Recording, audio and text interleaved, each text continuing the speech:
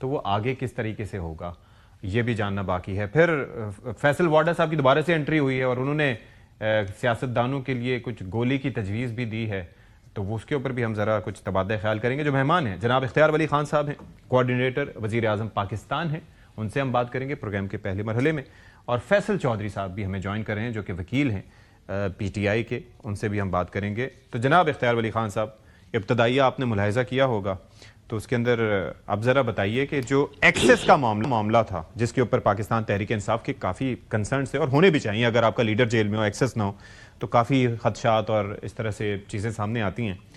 اب تو تسلی ہو گئی ہوگی آئی تھنک میرے خیال میں, یا اب رپورٹ کا انتظار ہوگا؟ سلمان صفدر کیا بتاتے ہیں؟ بسم اللہ الرحمن الرحیم. بہت شکریہ اشفاق ستی صاحب. دیکھیں, جو ہم نے کہا تھا کہ جن کنڈیشن ان کی کیسی ہے, ان کے وکیل نے آ کے friend of the court honourable Salman Safdar صاحب نے کہہ دیا اسی طرح ہی ہے. لیکن ان کی صحت پہ جتنی گندی سیاست پاکستان تحریک انصاف کر سکتی تھی, انہوں نے پہلا بیان یہ داغ دینا ہے کہ جی ان کو زہر دیا گیا ہے, جی ان کو مارنے کی سازش ہو رہی ہے, جی ان کا یہ ضائع ہو گیا, ان کا وہ ضائع ہو گیا.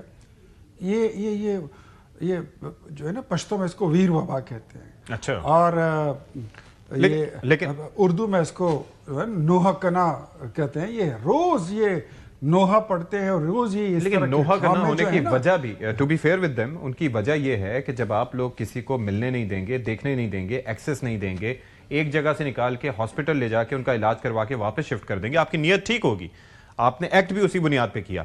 لیکن جب کسی کو کچھ پتہ ہی نہیں ہوگا, وہ اپنی آنکھوں سے نہیں دیکھ رہے, تو خدشات تو جنم لیتے ہیں. جہاں تک ملنے کی بات ہے نا, ملاقات ہوتی ہے نہیں ہوتی, یہ ایک الگ سبجیکٹ ہے. ٹھیک ہے. جیل مینول بھی ایک چیز ہے, اس کے اپنے قاعدے قانون بھی ہیں. تھوڑا سا ان کی ملاقاتوں کے بعد جو سازشیں ہوتی ہیں, شرارتیں ہوتی ہیں, وہ بھی ہوتی ہیں. ایک طرف یہ لوگ, میں تو کہتا ہوں نیشنل ڈائلاگ کمیٹی بڑی سر فہرست تھی, مذاکرات بہت کہتے تھے. فواد چودھری صاحب پرائم منسٹر نے ان کی سن لی. اچکزئی صاحب کہتے تھے کہ مذاکرات, پرائم منسٹر نے اس کی سن لی. جو بیرسٹر گور صاحب ہیں وہ 2 ہفتے میں 4 پریس کانفرنسز کرتے تھے کہ ہم بیٹھنا چاہتے ہیں. پرائم منسٹر نے کہا کہ ٹھیک ہے آ جاؤ, کوئی غیر آئینی غیر قانونی مطالبات مت لائیے, باقی آپ آئیے, آپ کے ساتھ مذاکرات کرتے ہیں. یہ لوگ چلے گئے, انہوں نے اعلان کر دیا کہ جی ہم نے تو اسٹریٹ موومنٹ چلانی ہے. تو پھر ہم نے یہ بھی دیکھنا ہے کہ ہم نے ملک چلانا ہے, ہم نے پھر معیشت بھی چلانی ہے, ہم نے پھر اپنے معاملات زندگی بھی چلانے ہیں.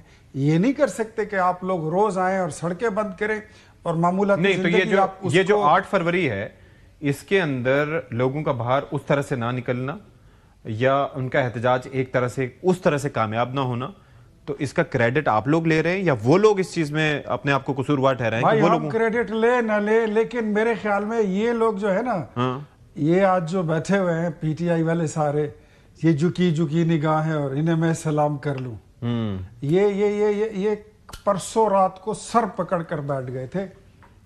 ان کو پتا تھا کہ پورا سندھ کھلا ہے, ان کو پتا ہے کہ پاکستان کا سب سے بڑا پورا صوبہ پنجاب کھلا ہے. اچھا. لیکن جو ان کا ہوم گراؤنڈ ہے کے پی Khyber Pakhtunkhwa, they were never expected کہ خیبر پختونخوا بھی کھلا ہوگا.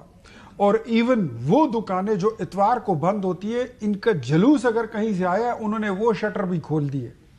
ان کو یہ ریزسٹنس ملی ہے, یہ استقبال ملا ہے. This was some thing out of the box, اور یہ انہوں نے دیکھا ہے.